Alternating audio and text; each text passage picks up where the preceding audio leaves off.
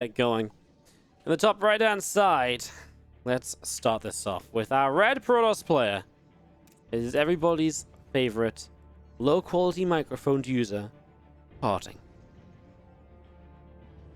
Qualified for GSL Code S on day 1. How about that? Did he forget to build his pylon?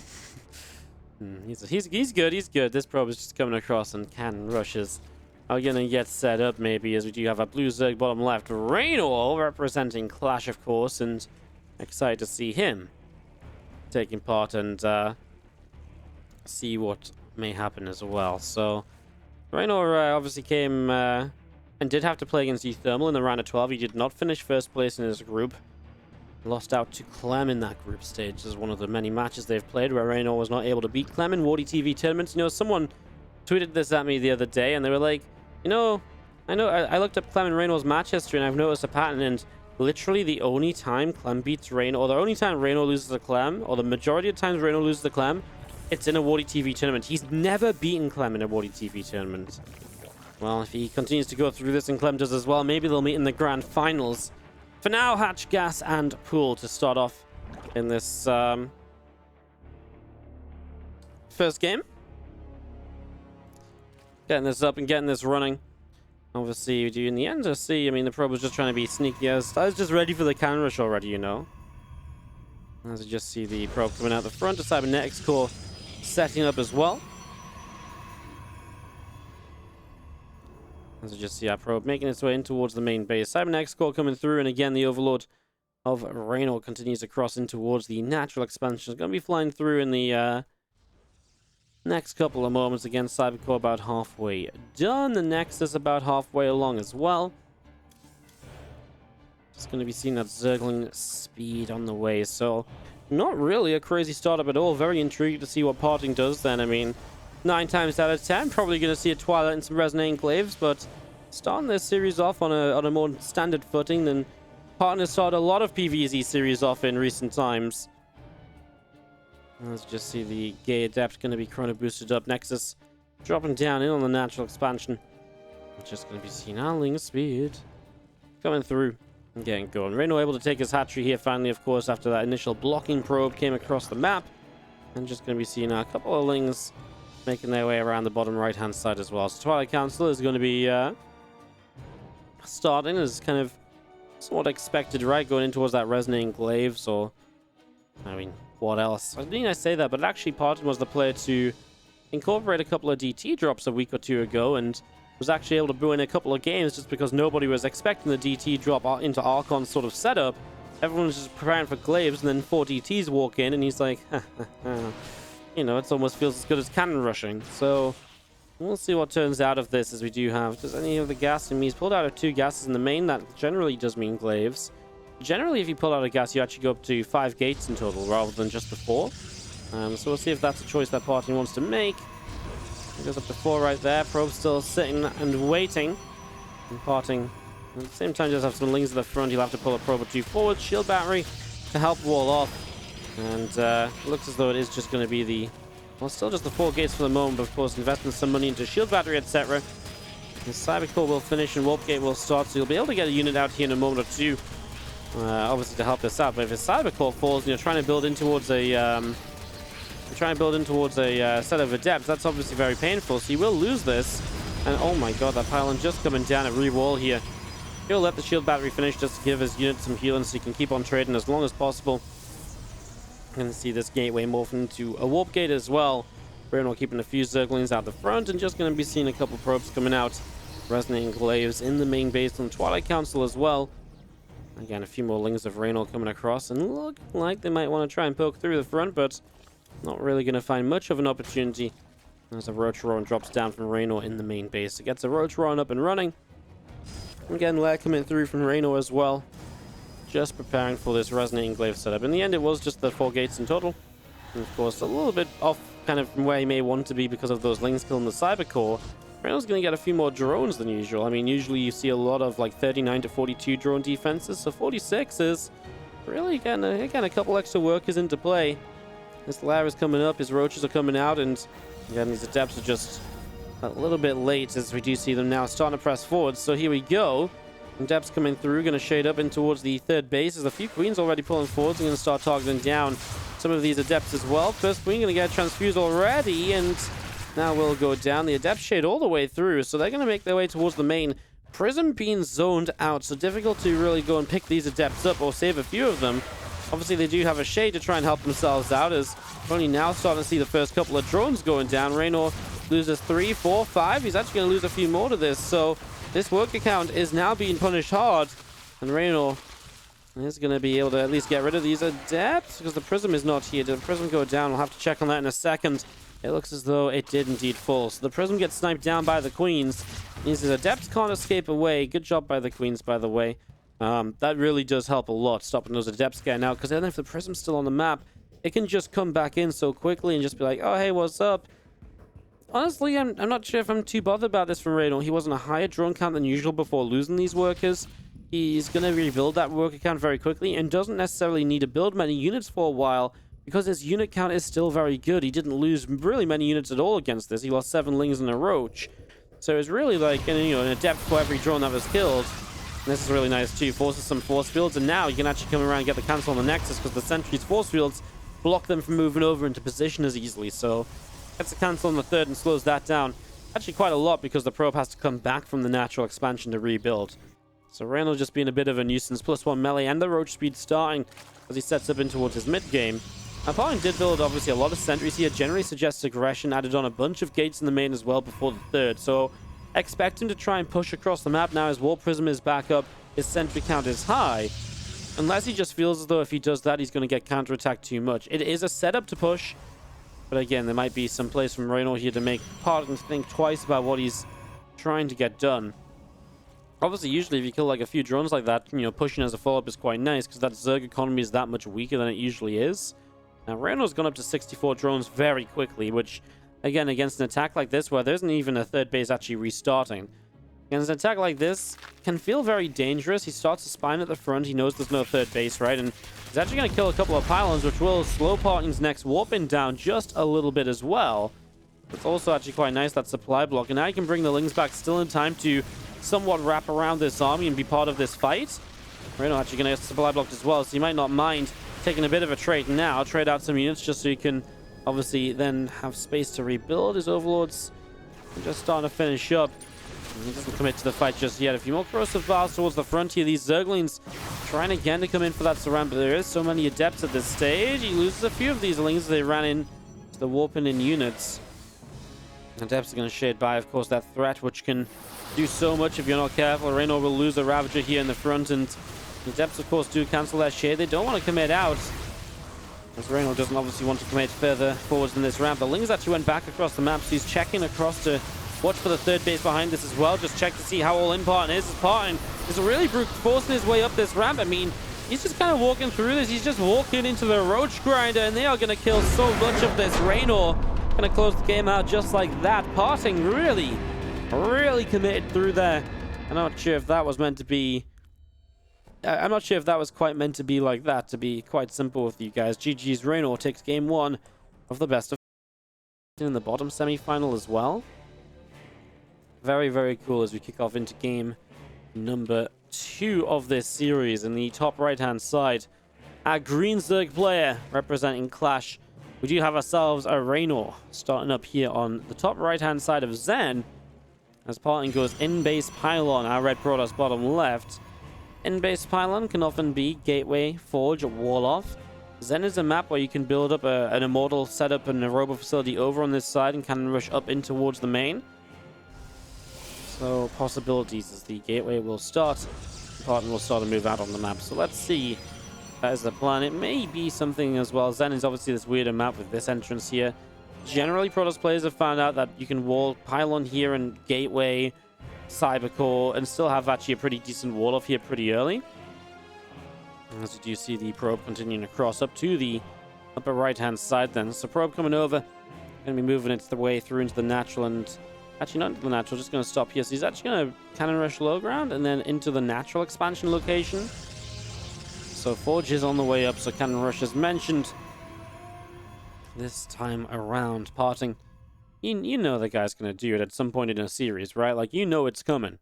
There's no real surprise there, as this pylon is going to finish up, and obviously low ground cannon, and again start building up some presence in the main base. He will send a probe in as well right now. Like, he's trying to make this look as though it's like a very standard build. The thing is, Reynor sees the common cannon rush location, nothing there.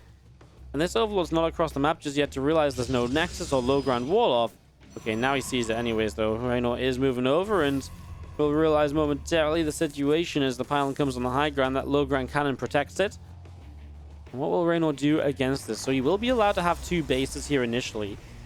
And he's going to go spine crawlers on the low ground to fight this, which I actually don't mind, because all of this should start to set up, like a lot of this will set up around here. So if you can deny the high ground, it helps you out a lot. Robotics facility comes down. Doesn't have to worry too much about that, but of course you do have to basically play into the immortals and the warp prism here to get the immortal up to that high ground reliably. Yeah, Halloween and extra being added on. The spines really do help. The spines should be able to stop a lot of this, pressure forwards right here. One of the probes went down too, so we're limited to just this one probe at the moment. The Zergling's going to sit here waiting to grab this probe if it makes its way through. I mean, there's also the spine crawlers, right? So this first spine is just going to position itself. Doesn't need to fight the cannon, can just kill the pylon and powers this initial high ground anyways. Of course, now we start to see the shield batteries coming up right on the edge of this ledge. Because if you get these shield batteries up on the ledge, then obviously it helps a lot. As we're going to see Observer initially, so he's going to keep his high ground vision. I guess so an immortal that comes out can then fight against the spines if they push forwards here. Spines will push a bit further forwards now to get the cannon, but if the spines come up to like here and he has high ground vision, at least his immortal will be able to fight it.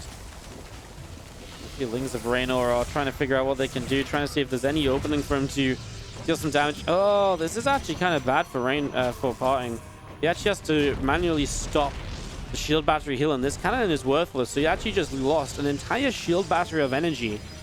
That's really, really bad, because that's a shield battery of energy that doesn't do anything for him now, and absolutely didn't, progress this attack in any way or do anything beneficial for him.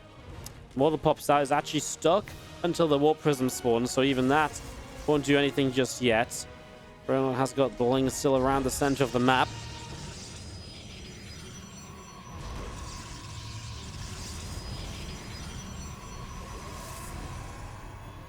Prism here, but honestly it feels like Reynor's had a very good start to setting up against this. Doesn't feel as though there's much PartinG can get done. Now, of course, Immortal and Prism Micro is very powerful, but the Queen count here should be able to hit the Prism. I mean, there's honestly not even, 5 shield batteries is a lot, but 2 of them are, down to the south. They're not immediately in the greatest spot anyways. Obviously, having lost 1 shield battery of energy on that unpowered cannon, that didn't help out either. It's going to be seeing the spine. Couple of spines helping to hold this position here. Queen's coming through, and the Immortal taking a few more shots. Queens will re-engage, and again PartinG taking a little bit more damage once again right now. Immortal still coming through. The Queen's stealing some extra hits, and just going to be seeing a lot of Zerglings of Reynor starting to head out down onto the bottom side of the map here. So a lot of Lings out to the bottom of the map, and the counterattack setting up is, well, Spine Crawler count reducing. Second spine crawler now going down. These Immortals getting a lot done. Actually puts a lot of damage onto Immortals here. Very nearly loses one as Lings actually going to run up this ramp. Doesn't really care about the one cannon apparently. Just going to take the damage. Next spine crawler gets transfused. Saved for the moment. Hey, he's actually still just rallying Lings across the map. If this Cybercore goes down, there could be a problem there. Spine crawler still being saved. The Immortals will finally get the kill. Wolf Prism has had his work cut out for it, but Lings are in the main, and that is really, really bad. First cannon goes down. Next cannon is going to die just to the Ling counter. PartinG's in a lot of trouble. I mean, these Immortals are still being, an issue, but I think the reality is, Pro's pulling into this. These Lings, they might go down. Shield Battery did a lot of healing here initially. He did some damage to this pylon as well. Queen's still trying to be the defense against these Immortals. 16 probes down as the PartinG on basically, 0 income, as he has 3 probes remaining. So all Reynor has to do now is hold off these Immortals at the front. I mean, he's basically already there. He does lose the hatchery, but he's already got a 3rd base up behind all of this. So losing the natural is not a major issue. And it's very hard for PartinG to hit the 3rd base, because how do you get over there with these units? Do you go that far forwards away from your shield batteries? Well, probably not. Probably not, as a few Zerglings wanting to come down this ramp, wanting to move in towards these Immortals, but not doing so just yet. The few Queens pulling back over the right-hand side. More Lings out and about the bottom side as well. As our mortals will make their way up in towards the main base and try and see a little bit more of what will be done. So Hatchery taking a lot of damage, and Zergling's coming in looking for a wraparound. Immortals taking a lot of damage right now. First one going to get lifted up, the second one as well. The juggling begins, but going to have to keep up with it, and he loses 2 of the 4. Again, PartinG is working on 3 probes. It's not like he really has a setup to do much else. He has 1 more mortal that's built, but look at the army of queens as they come forwards and fight these immortals off. They are doing a very good job of this. That is going to be, I mean, transfusions all over the place. Shield batteries are already struggling a little bit to find a way to heal. And these things will just come in for extra damage output. Force these immortals down to the low ground already. And yeah, then the queens just back away, and this, situation repeats itself. PartinG gets the War Prism, and that, my friends, is going to be GG. Reynor will take a 2-0 lead in this best of 5. A series which is once more getting out of control. As in the bottom left-hand side, our blue Zerg player is Reynor. In the top right, our red Protoss, PartinG. We are, I'm just going to say we're not having the best of overall series today, but at least some of the games are cool, even if we're heading towards our third 3-0 of the day. PartinG needs to do something. Like, he needs to win this game. I mean, obviously he's else he's eliminated, right? But he needs to win this game. He really, really does. The Overlord making its way out up to the upper right-hand side. A few drones coming out. Hatchery dropping in on the natural.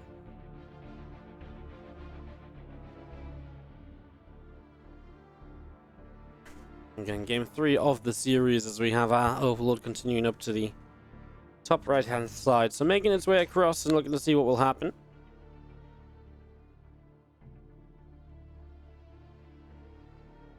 Again, gas in the pool setting up right now.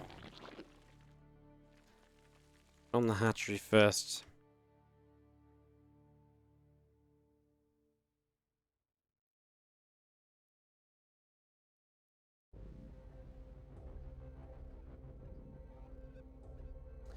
Overlord continues its way to the upper right, and just going to be seeing the Nexus dropping down onto the natural, getting that ready to go.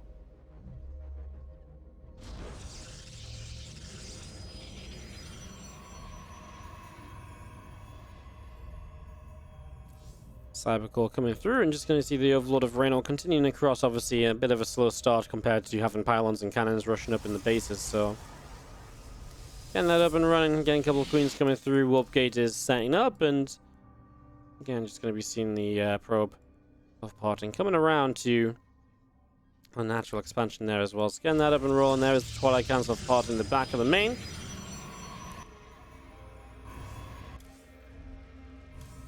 Maybe back towards a Resonating Glaives opener and seeing just what he can do from something like that. Because again, obviously it's... Even in the first game though, I mean, the first game fell apart a little bit because the Cybernetics core got killed. And that definitely put a lot of things behind and gave Reynor the advantages he needed to just very easily hold the Adepts and a follow-up attack with very much so with quite a lot of ease, right? So it's going to be seeing the probes. Runner boosting away, Robo Facility about halfway done. Dark Shrine dropping down from PartinG as well in the main. So getting that Dark Shrine started, and another gateway from PartinG. Just finish off the wall off again. And change it up, so he's going to move away from Resonating Glaives. Go DT Shrine, Dark Templar drop to begin. I like it. Like I said, he was doing this a couple weeks ago, and it was the sort of thing where it's just like, you don't really get the, you kind of surprise the Zerg player who's reading into Resonating Glaives, and then you show up with DTs, and it's a good way to take an early advantage. Unfortunately for PartinG, Reynor invested into Overlord speed, so from the very start, Reynor's going to come across, and he's going to be like, oh, I see a Dark Shrine. I know exactly what build this is. And so Reynor's defense should be able to set up very nicely against it. Immediately starts a couple of Spore Crawlers. Typically, a Lair and a Rotron come up around about now. Obviously, Lair get that Overseer up, some mobile detection, and the Rotron for Roaches to help you solidify against the Archon harassment that comes in post-DTs. So that's likely what we're going to get, as PartinG will probably not run in with the DTs at all. Just morph them straight to Archons and try and deal some damage. And against what is currently only Ling production, I can absolutely still have a good time here. Problems for PartinG is only 3 gateways, so actually he's going to try and go into the DTs initially, and Well, I mean, even in the face of a Spore Crawler, we'll get a few kills, so doesn't do so bad. Picks up a good few Zerglings, and a Queen gonna go very low. He does lose 1 DT, though, which almost immediately makes this not as worthwhile. He loses 2. The 1 hit point Queen. He believed he could kill it, and now he's lost 2 DTs, and that is going to be a real issue. Up, opening 3 more, so we'll be able to morph the Archons here, but again, just obviously very painful, as we're going to have to see 2 DTs staying as DTs just to protect the Archon from the Zerglings, which are going to commit anyways. Oh my god, even the Archon is going to start on very low shields. I mean, now we see 3 extra gateways and a charge upgrade, and PartinG just going to try and go for like an Archon Zealot attack, but really not a good position. He misses the shot on the Overlord as well, so Reynor is going to go running with this and keep it alive just that little bit longer. It is now going to fall, so Overlord will go down. The rest of these Zerglings continuing out into the center of the map. Going up in towards the upper right-hand side. Again, Forge coming through the charge upgrade. Building as well. A third Nexus already done. Well, a run by as well, and this might just be game. PartinG is in a world of trouble as you see these couple of Queens pulling back. Archon's taking some damage. Archon's dropping back down and picking off these Troop Tumors. The rest of these probes are taking some shots there. As the recall going to come in. The War Prism taking a little bit more damage as well. Just going to see the Lings back in towards this mineral line, and a whole bunch of probes taking a whole bunch of damage. I mean, 7 workers down, forcing the Archon drop back home. He's going to move out of the main into the third base. Oh, make it stop, please. Every series today has been like, you know, game 1 was pretty cool. Game 2 was a bit more like, and then game 3 has just been like, oh my god, did we have to watch this one? I mean, PartinG is still alive and does save the third base, but in a world of trouble. He added on a bunch of gates to make some kind of powerful timing happen, and is forced to, you know, recall his Archons, his Prism, and then loses power to 2 of the gateways. I mean, nice Zealot warp-ins here to block this, and is that just the plan from PartinG to still go across the map and just try and warp in Zealot Archon and win the game? It just feels impossible from this position, because now you're in a position, you know, now Reynor's had so much time to set up against this. Feels very unlikely that much will happen. He added on a Forge, so maybe he wasn't even looking for a kill or looking for a transition afterwards. Now adds on a few sentries, and well, no probes in production at all. He's got a lot of money stacked up. He is just going to go across this map, but I mean, Reynor, 4th base, 66 drones. You could argue maybe being a little bit too, you know, flaunting his cash a little bit and maybe not being safe enough, but reality is, yeah, he's up 20 workers, but he's also got a good army supply initially. He doesn't have roach speed, though, and maybe if I think you just cancel the 4th base and defend the high ground, right? No reason to try and defend the low ground here. The 4th base is a bit too much. You've only got 66 drones as well, so it is still just 3 base economy.